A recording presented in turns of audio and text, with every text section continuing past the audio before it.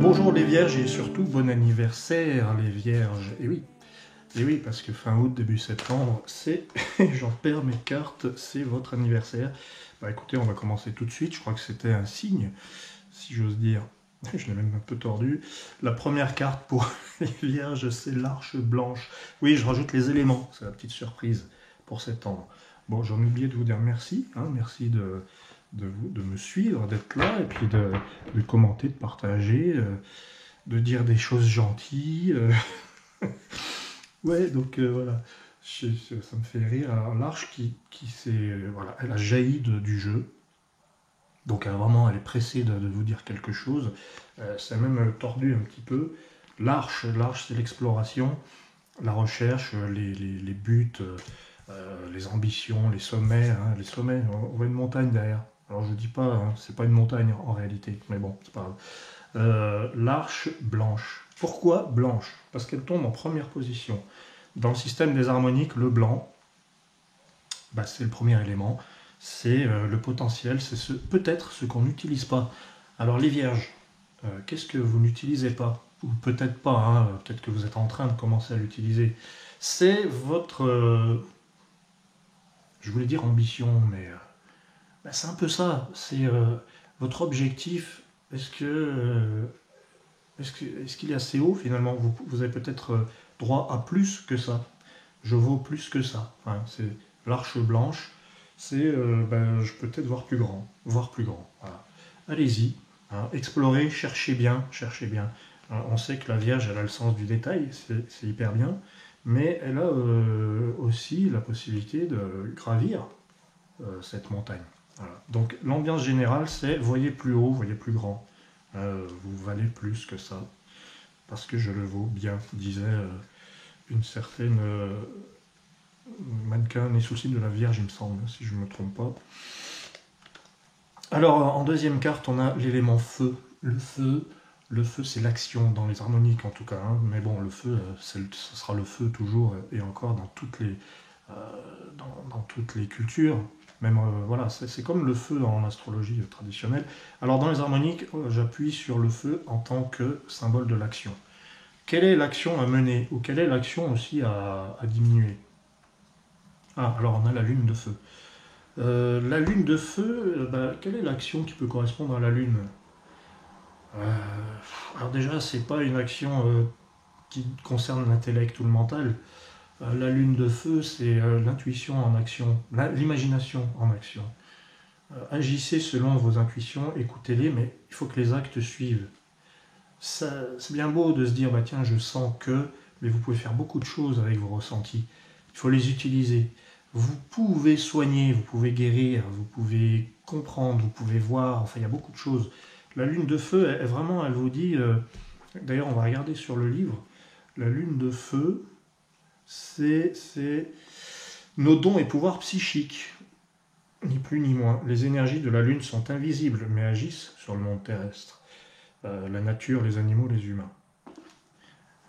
Est-ce qu'il n'y aurait pas par hasard une sensibilité exacerbée pour nos amis vierges, ascendant vierge, en septembre 2019? Il faut voir.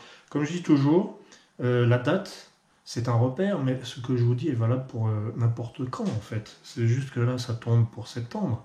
Donc c'est intéressant de se poser la question.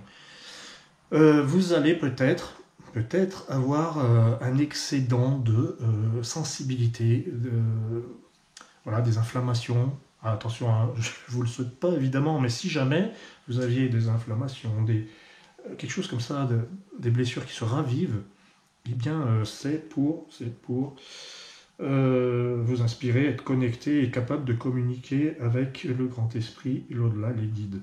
Cela vous fait ressentir un magnétisme puissant qui parcourt vos mains. Voilà, hein, c'est écrit là-dedans. Bon, alors voilà, lune de feu, vous avez des dons psychiques. Enfin, on a tous des dons psychiques, je veux dire, mais peut-être voir par là ce qui se produit. D'ailleurs, les pouvoirs psychiques, les pouvoirs du psychisme, hein, c'est pas une légende. On somatise, on devine, enfin tout ce qui est psychique. Bon voilà, les vierges, il y a quelque chose de cet ordre-là. Vous pourriez être infiniment sensibilisé aux résonances, à des choses comme ça. La troisième carte, c'est le vent. Hein, le vent, c'est le changement et la pensée. Et vous avez la roue de vent. Il y a déjà ça chez les lions, donc si vous êtes un peu des deux, si vous avez ces signes importants dans votre thème, la roue de vent vous dit pensez différemment. Voilà, c'est comme pour les lions. Donc si vous êtes vierge ascendant lion, pensez différemment. C'est le message, il est répété 2 fois. Vous pouvez aussi inspirer les autres, être un leader.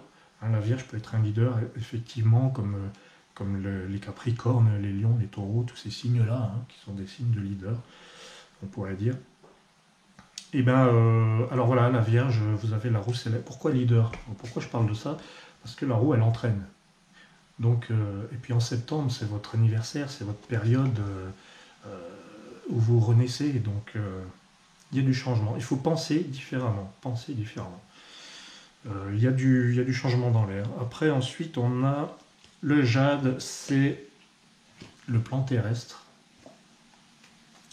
Alors l'économie, le corps, tout ce qui est terrestre, matériel, le plan matériel et peut-être même le plan professionnel. Et on a l'être intérieur, qui est un arcane majeur, l'être intérieur. Et ça, c'est l'intériorité. Alors l'être intérieur de Jade, alors c'est très contradictoire avec l'arche blanche qui vous dit ouais, visez plus haut, hein, visez plus haut. L'être intérieur de Jade, qu'est-ce qu'il nous dit? En fait, parce qu'il protège, il enferme un peu l'être intérieur de Jade, l'être de Jade. Alors on va regarder dans le livre, parce que comme c'est un peu contradictoire, donc l'être intérieur de Jade, la protection de l'intimité, l'enfant et le trésor intérieur. Voilà, alors là il est question d'une gestation. Ça parle aussi de sentiments, hein. Du coup on est dans le plan terrestre et matériel, mais ça parle de sentiments, ça parle d'émotions, des émotions en fleur de peau. Là vraiment la Vierge, pour le coup, il y a plusieurs cartes qui disent vous êtes vraiment à l'écoute du dedans là. Qu'est-ce qu'il nous dit l'être intérieur de Jade? Il sait protéger ce qui est précieux pour lui, son cercle intime, son foyer, ses proches. Il respecte le monde des objets, mais n'en fait pas un royaume. Son royaume est le trésor intérieur que nul ne peut lui soutirer, grande richesse intérieure, cœur chaleureux et généreux. Si vous le vivez mal, cet être intérieur, on se sent possédé, ou on veut posséder, on est dans un système enfermant, en fait. Donc là, cet être intérieur de Jade vous dit, peut-être qu'au boulot, vous vous sentez dans... Voilà, il y a une envie de changer, un peu de plus de liberté. Il y a un manque de liberté, en fait, quand je vois l'être intérieur de Jade, qui fait que il faut puiser à l'intérieur votre propre richesse. Parce qu'elle ne vient pas du dehors, en fait. La richesse, elle ne vient pas du dehors. C'est un peu ça l'être intérieur de Jade. On va voir l'ambre qui parle vraiment de l'intériorité, pour le coup. L'ambre, qui parle de l'émotif, de l'affectif. Donc, la voix des anges, c'est un arcane majeur. Donc la voix d'ambre. Il y a vraiment l'idée d'exprimer ce que vous avez sur le cœur. Alors pour ce qui est en amour, là vous avez besoin de communiquer. C'est la clé de toute façon. Donc en septembre, vous allez être amené à devoir vous ouvrir. Hein, surtout qu'il y a ça. Peut-être que vous êtes un peu trop dans le mutisme. Et là, avec la voix d'ambre, la voix d'ambre, on vous dit, allez-y, quoi, ouvrez, libérez la colombe. Moi, j'avais l'image de la cage, et puis vous ouvrez la cage, et il y a la colombe qui sort. Voilà, c'est ce que je vois, avec la voix d'ambre. Alors, comment elle est définie? Parce que c'est toujours bien d'avoir un petit support avec la voix d'ambre. La voix intérieure, l'intuition, l'amour de la liberté. C'est le cri du cœur, voilà, c'est le cri du cœur. Voilà, c'est ça, c'est le cri du cœur.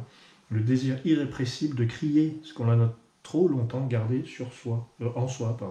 La voix d'ambre permet les échanges fluides en matière de sentiments, elle favorise l'art et tout ce qui touche au chant, à la voix, à l'écriture. L'accès à la voix intérieure est favorisé, nous pouvons écouter cette puissante intuition, ressentir décidément, pressentir les événements, les gens, les intentions des autres, l'avenir, nous sommes connectés aux anges.